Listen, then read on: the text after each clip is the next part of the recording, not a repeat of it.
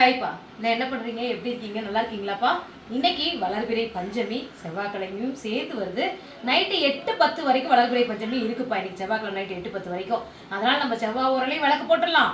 பூஜை வராகி அம்மனுக்கும் நம்ம நல்லபடியாக பூஜை பண்ணிடலாம். நம்ம வீட்டில் வராகி அம்மன் இருக்காங்க. ஸோ இன்னைக்கு வளர்பிறை பஞ்சமின்றதுனால நம்ம வந்து ஒரு 10 நாளாக 10-12 நாளாக சாமி ரூம் பக்கமே போல் மாற்றி மாற்றி நம்ம வீட்டில் 2 லேடிஸ் இருக்கிறதுனால மாற்றி மாற்றி நான் ஒரு பக்கம் வந்து வீட்டில் சுத்தம் இல்லாமல் இருக்கட்டும், அதுக்கப்புறமா கல்பனா ஒரு பக்கம் வீட்டில் சுத்தம் இல்லாமல். ஸோ ஒரு 12 நாளாக சாமி ரூம் பக்கமே வரல. ஸோ இன்றைக்கி தான் வந்திருக்கோம். சாமி ரூம் எல்லாமே க்ளீன் பண்ணணும். ஃபர்ஸ்ட் ஆஃப் ஆல் க்ளீன் பண்ணணும். ஸோ நான் இன்றைக்கி க்ளீனிங் ப்ராசஸ் தான் பண்ண போகிறேன். ஃபஸ்ட்டு நம்ம சாமி ரூம் எப்படி இருக்குன்னு பார்த்துக்குங்க. அடுத்தது க்ளீன் பண்ணதுக்கப்புறம் எப்படி இருக்குன்னு பார்க்கலாம்.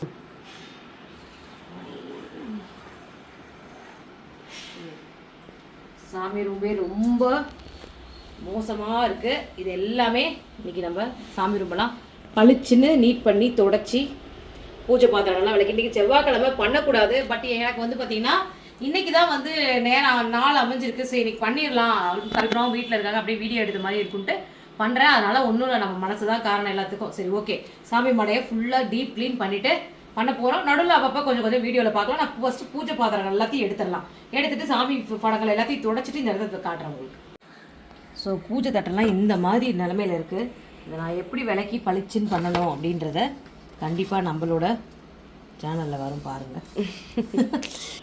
ஃபஸ்ட்டு இந்த பூஜை சாமான்லாம் எடுத்துகிட்டு போய் நம்ம கழுவுற இடத்துல வச்சுட்டு வந்து சாமி மாடையை சுத்தம் பண்ணிடுவோம். அதுக்கப்புறம் லாஸ்ட்டில் தான் பூஜை சாமானே விளக்க போகிறேன்.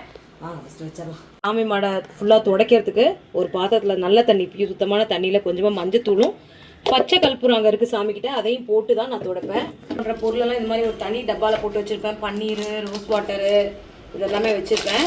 ஸோ இதில் தான் நான் வந்து பச்சை கற்பூரம், சாமியோட நகை எல்லாமே இதெல்லாம் வச்சுருப்பேன்.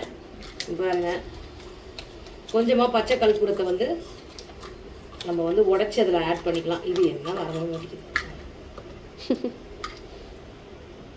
வாசமாக இருக்குல்ல. அதுக்கு தான் வந்து பச்சை கற்பூரம் போடலாம். வீடு துடைக்கிறதுக்கே ஒரு சில நாட்களில் லிக்விட் போடாமல் மஞ்சத்தூள், கல்லுப்பு, பச்சை கற்பூரம், கொஞ்சமாக பன்னீர் கூட போட்டு நான் வந்து துடைச்சிருக்கேன். சாமி படங்கள் எல்லாத்தையும் எடுத்து இந்த மாதிரி டேபிள் வந்து வச்சு அதில் எடுத்து வச்சிருவேன். வச்சுட்டு தான் ஃபுல்லாக டீப் க்ளீன் பண்ணால் தான் எனக்கு பிடிக்கும். மோஸ்ட்லி இதை க்ளீன் பண்ணுறதெல்லாம் நான் தான் பண்ணுவேன். இல்லை, கல்பனா வந்து லீவில் இருக்கும்போது கன்ஃபார்மாக அவங்களும் பண்ணுவாங்க. ஆனால் எனக்கு வந்து பார்த்தீங்கன்னா நானே இல்லைன்ற பற்றியா? இல்லை இல்லைன்னு சொல்ல, நான் அது ஒத்துக்கிறேன் ஆமோதிக்கிறேன். ஆமாம், இந்த மாதிரி ஏதாவது ஒரு முக்கியமான திங்ஸு, அதாவது சாமியோட இது இருந்தால் சாம்பிராணி கரண்டி இருக்குது பார்த்தீங்களா, இந்த கரண்டியில் எடுத்து இந்த பூக்கள் எல்லாத்தையும் கால்படாத இடத்துல வந்து கொண்டு போய் நான் போட்டுருவேன். அதனால் அதை பாருங்கள், இதில் போட்டுக்குவேன். போட்டுட்டு ஃபஸ்ட்டு ஒரு பக்கம் ஏதாவது எடுப்பேன், ஒரு பக்கத்தை எடுத்து அதை ஃபஸ்ட்டு துடைப்பேன். இங்கே பாருங்கள், பளிச்சுன்னு நல்லா தொடச்சிட்டு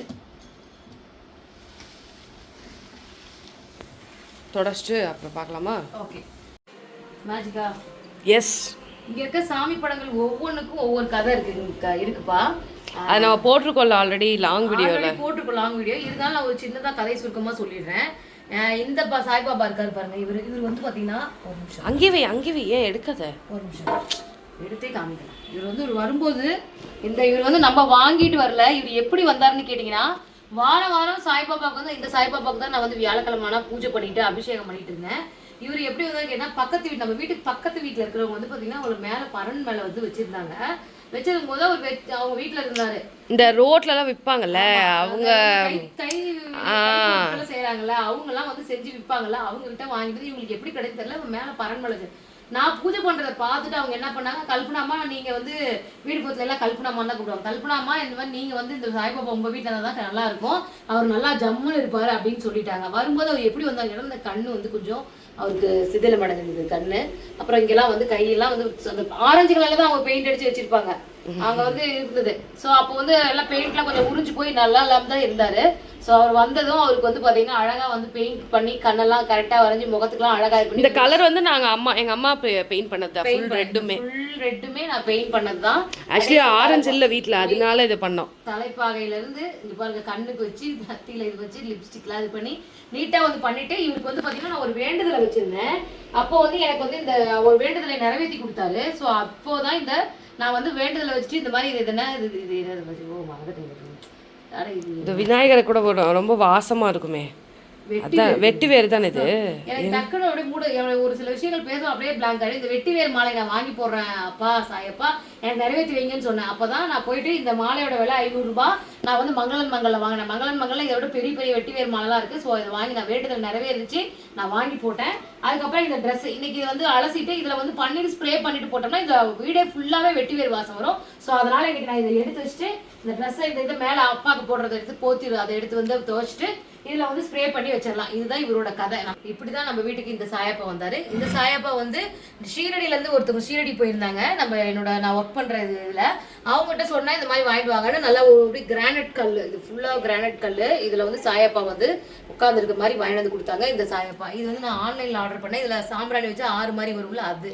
ஓகே ஓகே, இப்போ அடுத்தது இந்த கீழ் ரேக்கெல்லாம் க்ளீன் பண்ணிட்டு வந்துடுறேன். இங்கே வந்து சாமி திங்ஸ் எல்லாம் வச்சுருப்பேன். ஸோ இந்த ரேக் எல்லாமே நான் க்ளீன் பண்ணிவிட்டு தொடச்சிட்டு வந்துட்டேன்னா அடுத்தது பூஜை சாமான் விளக்க போயிடலாம். ஓவரால் சாமி படங்களும் தொடச்சாச்சு, கீழே சாமி ஸ்டாண்ட் எல்லாமே க்ளீனாக தொடச்சாச்சு.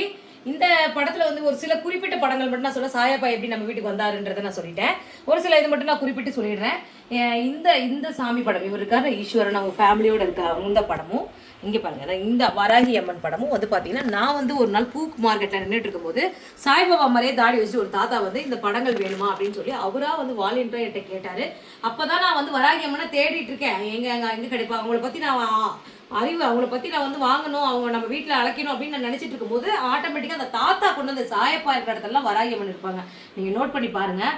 அந்த அம்மா வந்து இந்த அம்மாவை கொண்டு வந்து இந்த 2 படத்தையும் என்கிட்ட கொண்டு வந்து கொடுத்தாரு. சரி கொடுங்க நான் வாங்கிக்கிறேன் அப்படின்னு சொல்லிட்டு நான் வாங்கிக்கிட்டேன். தானாக அந்த மாதிரி வாங்கிக்கோங்க, இவங்க வீட்டுக்கு எடுத்துகிட்டு போங்க, ரொம்ப நல்லா இருப்பீங்கன்னு சொன்னதுனால நான் இதை அவங்கள்ட்ட வாங்கினேன்.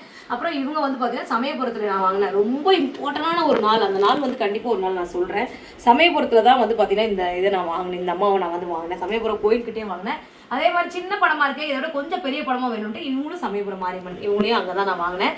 இப்போ இவங்க 2 பேரும் வந்து நான் சஷ்டி விரதம் இருந்தேன். சஷ்டி விரதம் ஒரு வருஷம் இருக்கும்போது அப்போ வந்து முருகர் படம் நம்மக்கிட்ட பெரிய லெவலில் இல்லையே அப்படின்னு சொல்லிட்டு போய் மங்களன் மங்கலில் திருச்செந்தூர் முருகரை வந்து நான் வந்து வாங்கி திருச்செந்தூர் இந்த முருகரை வாங்கி 10 நாளில் இது வரைக்கும் நான் திருச்செந்தூரே போனதில்லை. ஆனால் 10 நாளில் நான் திருச்செந்தூர் போயிட்டு அந்த 10 நாள் கழிச்சு அது ரொம்ப பெரிய அதிசயம்.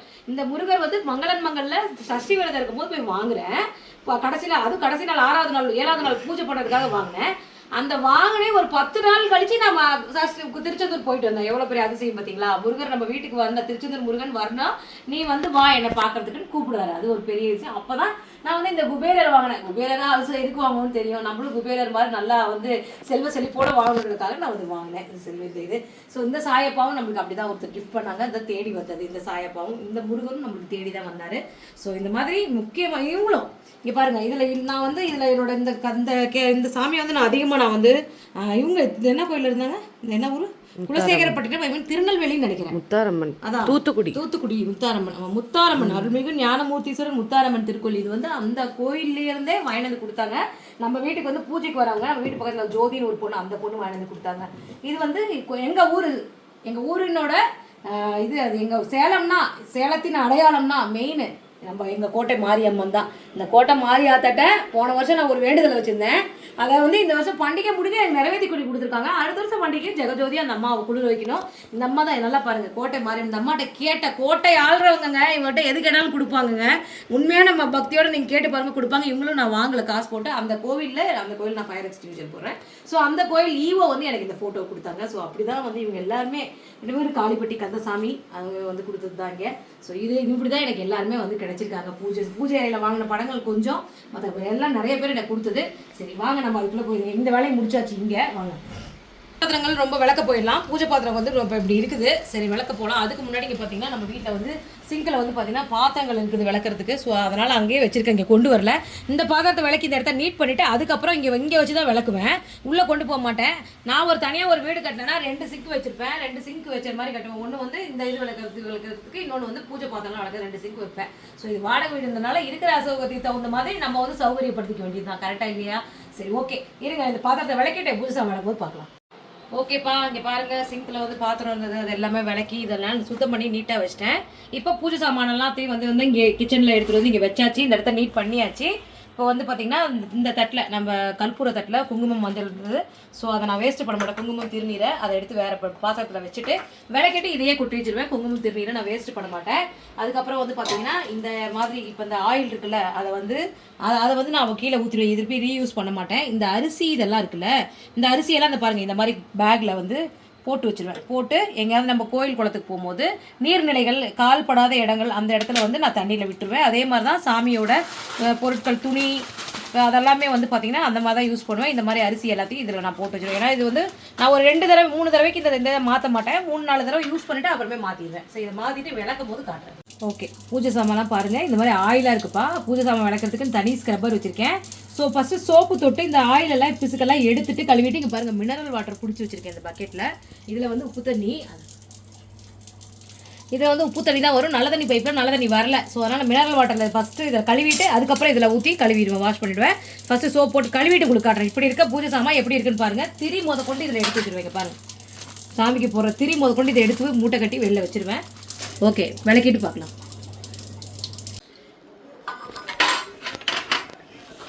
ஓகே, இங்கே பாருங்கள் எல்லாமே ரெடி ஆகிடுச்சு. நல்லா பளபளன்னு இருக்கா. முன்னே பார்த்ததுக்கு இப்போ பார்த்ததுக்கு கீழே காட்டுங்க.